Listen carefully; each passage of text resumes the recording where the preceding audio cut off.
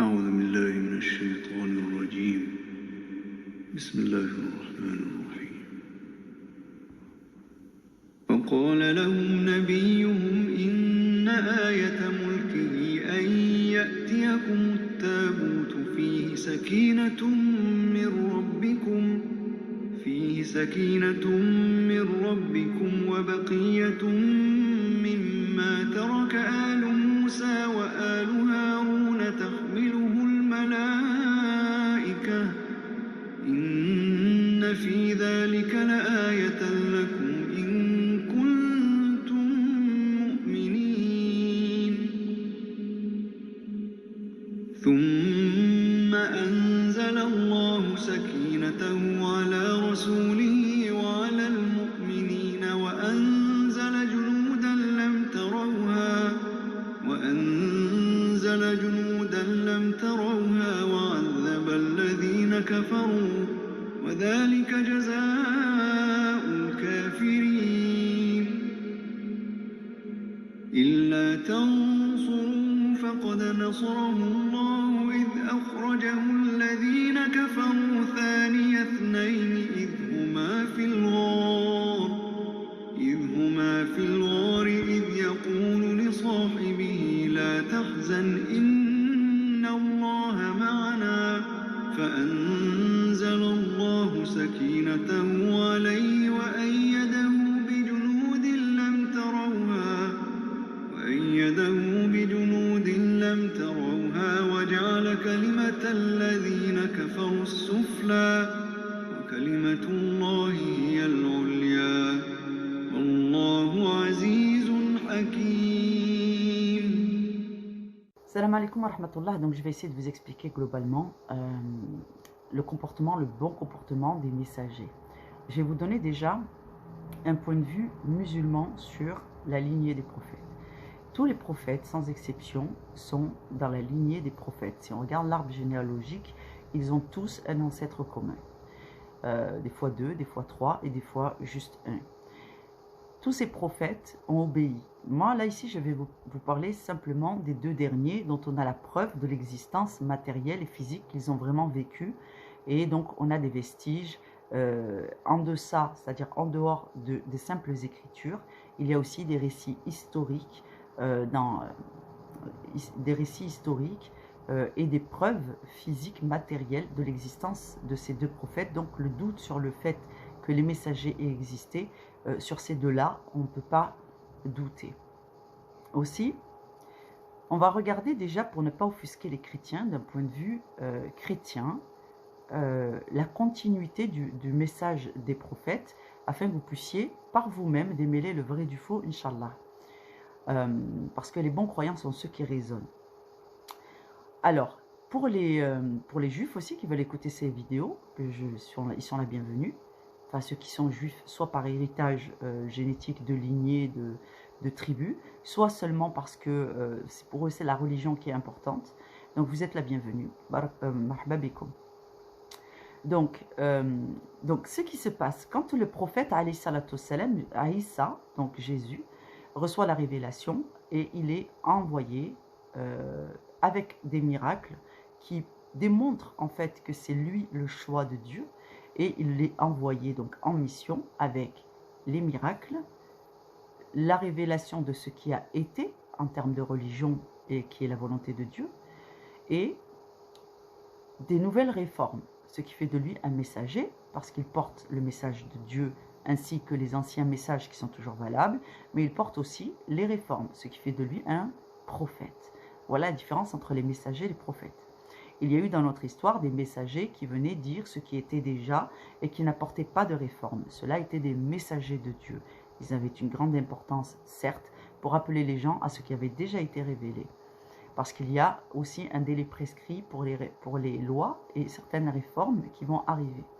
Donc Jésus a été envoyé avec l'Évangile. L'Évangile qui est un recueil, un livre saint, portant des réformes et rappelant ce qui avait été révélé avant lui, qui était la loi, et certaines de ces lois sont toujours opérantes aujourd'hui. Il y a aussi des réformes. Il y a une loi que peu de gens connaissent, et cette loi, c'est que les Dieu interdit à ceux qui croient, qui suivent les messagers, qui reconnaissent l'autorité des messagers en tant que messagers et prophètes sur la communauté et sur eux-mêmes, et une autorité qui leur vient de Dieu. Ceux qui reconnaissent cette autorité aux prophètes n'ont pas le droit de continuer les anciens rites et ils doivent se distinguer de ceux qui ont mécru et lutter contre le règne de Dieu. Donc de ce fait, le prophète Aïssa, alayhi salatu wassalam, en tout cas ceux qui l'ont suivi, qui étaient juifs et qui se sont christianisés, ils ont adopté une réforme. Cette réforme, c'est de se christianiser. Ils ont christianisé le nom, donc ils ne se disent plus juifs, mais ils se disent chrétiens parce qu'ils ont choisi de suivre les enseignements du dernier prophète qu'on appelle le Messie. Donc, en ce faisant, ils se sont distingués de ceux qui ont mécru et rejeté le messager. Cette règle, tous les prophètes la connaissent. Tous les musulmans de notre époque savent, normalement ils savent, mais en tout cas tous ceux qui ont compris, qui ont vraiment suivi le messager Mohammed connaissent cette règle. Donc ce qui va faire que quand Dieu dit ceux qui sont christianisés, il parle de ceux qui ont suivi Jésus à une époque où le prophète Mohammed n'avait pas encore existé. Donc le prophète des musulmans à l'époque, c'était Jésus. Donc il y a parmi nous des gens qui étaient musulmans alors qu'ils ont choisi Jésus, de suivre Jésus. Ils se sont probablement christianisés et Dieu ne leur a pas reproché de se baptiser chrétien. Donc ça, il n'y a rien qui dit qu'à l'époque de Jésus, quand ceux qui ont choisi de suivre la religion de l'unique et d'accepter les réformes et le messager, lorsqu'ils se sont baptisés chrétiens pour se distinguer des juifs qui avaient refusé le Messie, rien ne dit que Dieu leur reproche d'avoir choisi un nom de baptême. D'accord ? Toutefois, le nom que Abraham avait choisi pour ceux qui suivent la religion de l'unique était les soumis. Nous sommes soumis. Et Dieu avait agréé cette expression, c'est-à-dire soumis à l'autorité de Dieu, qui impose qui il veut comme messager, et c'est lui qui dicte la loi à laquelle nous obéissons. Donc, soumis, qui, rappelons-le, en hébreu et en arabe littéraire, signifie musulman, musulman. Juste pour vous dire. Donc, ceux qui ont suivi le prophète ont suivi la règle que les prophètes imposent parce que ça fait partie des lois que Dieu a imposées. Nous ne devons pas continuer les rites et nous devons nous distinguer de ceux qui ont mécru. Donc, ils se baptisent chrétiens, mais ils changent aussi le jour du sabbat en un jour saint qui devient le dimanche. Donc, les juifs sont distincts parce qu'ils ont gardé le sabbat tel qu'il était. Ils ont refusé les réformes qui sont apportées par Dieu et imposées par Dieu, par la bouche de Jésus, et qui disent que Dieu a réformé. Donc le jour du sabbat, on va le changer, ça va être le dimanche, et ainsi le poisson arrêtera de venir le jour que les Juifs veulent, mais il viendra le jour que Dieu a décrété, et s'il veut changer ce jour, il le change. Ensuite, cette règle se répète, c'est-à-dire que 650 ans, un peu moins de 600 ans plus tard, 50 ans après que Jésus ait disparu, les religions commençaient à se dévoyer sévèrement et à donner une divinité, Jésus, alors que Jésus était venu pour rappeler le monothéisme, et que le monothéisme c'est la volonté de Dieu, c'est la loi de Dieu sur terre, et que nous ne sommes que les rappeleurs que Dieu règne. Donc Jésus a appelé à l'unicité, à respecter l'unicité de Dieu, que sa mère elle-même respectait parce qu'elle était juive. Donc elle suivait la religion d'Abraham. Donc ainsi de suite. Ceux qui se sont christianisés ont adoré Jésus à l'époque de Jésus, non, ont adoré Dieu, pardon, qu'Allah me pardonne, ont adoré Dieu, l'unique, le Créateur, à l'époque de Jésus, comme les musulmans. Ensuite, la religion s'est dévoyée. Les ennemis de la chrétienté, les ennemis de l'islam, les ennemis de la vérité, les ennemis de Dieu ont fait leur œuvre. Dans nos livres respectifs, il y a cet avertissement constant, méfiez-vous de Satan, de la tentation, parce que ce sont les pas du diable et ne suivez pas les pas du diable, car il est l'ennemi, certes, déclaré pour vous. Donc nous savons que dans cette œuvre, dans cette logique, dans cette psychologie, dans cet enseignement de ce qui est, il y a le mal qui tente de dévoyer et de diviser les communautés, parce que si nous nous dévoyons et que nous nous trompons, nous perdons l'agrément de Dieu et nous avons donc trahi le message du messager. Donc il faut être très vigilant. Ensuite, 600 ans plus tard, Dieu envoie un nouveau messager parce que le mal a été fait et le mal a opéré à grande échelle. Désormais, ceux qui devaient adorer le Dieu unique adorent une entité de trois et se sont mis à reproduire des statues. Alors regardez la logique, c'est que Abraham est connu pour avoir détruit des autels et des statues pour lesquels il a été jeté au bûcher. Enfin, en tout cas, dans une tentative de le jeter au bûcher.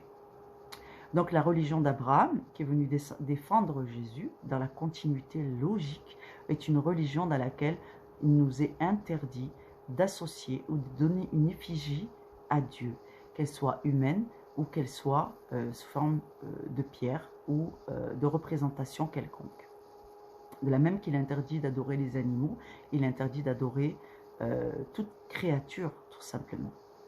Ensuite, lorsque ce dévoiement est intervenu, alors que le messager prophète lui-même avait autorisé l'appellation christianisme, enfin christianisé, et de faire un baptême pour pouvoir nous distinguer clairement de ceux qui avaient mécru et rejeté le Messie, et de changer le jour saint, pour se distinguer clairement, cette règle, les prophètes la connaissent.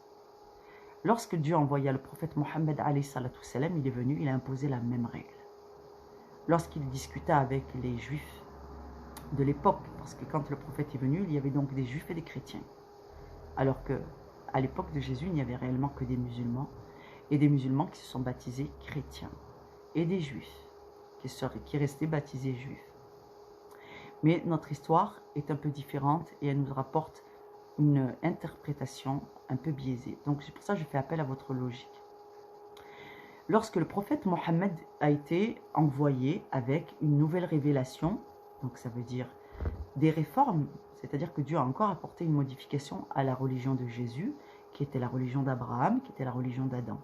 Dieu fait ce qu'il veut. Il envoie un nouveau messager. En disant, vous êtes dévoyés, vous êtes allés un peu loin.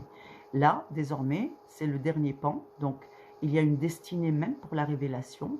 Et là, nous rentrons dans le dernier tiers, c'est-à-dire il n'y aura plus de messager, il n'y aura plus de prophète après celui-ci. Voici votre dernier messager, voici votre dernier livre, voici les dernières réformes que j'apporte à ma loi. Obéissez-moi, obéissez au messager, comme il l'a fait. Il a dit obéissez-moi, obéissez à Jésus. Auparavant, il a dit obéissez-moi, obéissez à Moïse. Et Dieu a enseigné à ses prophètes de leur dire obéissez-moi lorsque je vous dis d'obéir à Dieu l'unique et de n'adorer que lui et de ne lui associer personne. De ce fait, le prophète Mohammed a engagé une discussion avec des juifs de l'époque. Il leur a dit mais pourquoi gardez-vous le sabbat sur le jour puisque de toute façon vous avez refusé le Messie Jésus alors que Dieu avait changé le jour. Et à travers Jésus, Dieu ordonne. Donc, à travers les prophètes, Dieu ordonne. Donc, le prophète leur dit, mais avec Jésus, Dieu vous avait ordonné de changer de jour. Pourquoi avez-vous gardé le sabbat? C'était le jour. Et les Juifs lui répondent, eh bien, nous honorons la religion d'Abraham. Donc, ça veut dire, nous continuons à renier le prophète qui t'a précédé et qui s'appelle Jésus, fils de Marie. Et donc, le prophète, alayhi salatu wassalam, leur dit, mais étant donné que moi je suis le messager de Dieu et que les dernières réformes sont venues, j'ai appelé tout le monde à la dernière réforme. Obéissez-moi, obéissez à Dieu lorsqu'il vous dit de n'adorer que lui et ne vous dévoyez pas. Eh bien, ceux qui étaient juifs à l'époque et qui avaient déjà donc un héritage où ils avaient déjà rejeté Jésus avec des écritures ou bref, ainsi de suite. Donc ça veut dire que c'est 600 ans après Jésus. 600 ans après Jésus, aux dernières générations de chrétiens et de juifs. D'accord? Et le prophète, 600 ans après, dit à des gens qui ont vécu à son époque, adorez Dieu, obéissez-moi, je suis le dernier messager, j'ai les preuves, je suis dans la lignée des prophètes, je suis porteur d'un livre, d'un message, et de réformes et de miracles. Mais ils ont refusé, les Juifs ont refusé de suivre le prophète Mohammed comme ils ont refusé de suivre Jésus. Et ceux qui se sont christianisés, qui ont suivi Jésus, ont refusé de suivre le prophète Mohammed alayhi salatu wassalam, et ils sont restés chrétiens. Alors, le prophète, suivant la règle des prophètes qu'il connaît, décrète que, eh bien, nous devons nous distinguer en changeant le jour, parce que nous sommes plus dignes, nous, en tant que messagers, en tant que musulmans, parce que nous avons rejeté aucun des prophètes, de nous dire héritier d'Abraham. Donc, le prophète, ce qui est tout à fait en son autorité, parce que son autorité lui vient de Dieu, décrète que le jour saint ne sera plus le samedi pour les musulmans de l'époque du prophète Mohammed, mais que ce jour saint sera pas le dimanche, parce que les chrétiens se le sont accaparés et que donc ils n'ont pas reconnu le prophète Mohammed, donc nous devons nous distinguer d'eux. Donc il nous a imposé, alhamdoulilah, le vendredi saint. Et c'est pour ça que les jours saints des chrétiens et des juifs sont si proches les uns des autres. C'est en vertu de cette loi et de cette règle que très peu de gens connaissent dans les trois grandes religions. Donc, c'est en vertu de cela que ceux qui ont reconnu le prophète Mohammed, qui était juif, sont rentrés en islam et sont devenus musulmans. Ceux des chrétiens qui ont reconnu le miracle et l'autorité du prophète Mohammed sont devenus musulmans. Donc, il y a beaucoup de musulmans de l'époque du prophète qui étaient d'anciens juifs, qui ont reconnu en temps et en heure, dans la personnalité, dans l'historique et dans les faits entourant la vie du prophète, qu'il était le prophète. Et donc, ils ont embrassé l'islam. Le fait est, pourquoi les musulmans se sont baptisés musulmans et que l'islam s'appelle l'islam? Eh bien, Dieu a décrété qu'il n'y aurait plus de messagers, plus de prophètes, et qu'il n'y aurait plus de livres, plus de réformes, et que c'était la fin de toute révélation, que désormais la religion était parachevée, que la totalité des prophètes prévus par Dieu, destinés à ce monde, ont tous été envoyés et que la révélation est complète. Dieu dit, et j'ai parachevé pour vous votre religion, c'est l'islam. Donc Dieu baptise son règne dans le monde et il le baptise islam. Aussi, Dieu a agréé la parole d'Abraham afin de lui faire honneur, ceci est dans la prophétie, en donnant l'islam à porter pour transmettre à travers le monde à un de ses héritiers, et il a gardé l'appellation soumis, musulman, afin d'honorer son messager. Par la grâce d'Allah, alhamdoulilah, voilà, j'ai réussi à vous expliquer un petit peu cette logique de façon à ce que ce soit moins embrumé dans l'esprit. Voilà, je vous invite vivement à lire sous la lumière éclairante de ce que je viens de vous enseigner. Qu'Allah vous bénisse, qu'Allah vous facilite, Inch'Allah, votre recherche de vérité et votre cheminement spirituel. Assalamu alaikum wa rahmatullahi wa barakatuh.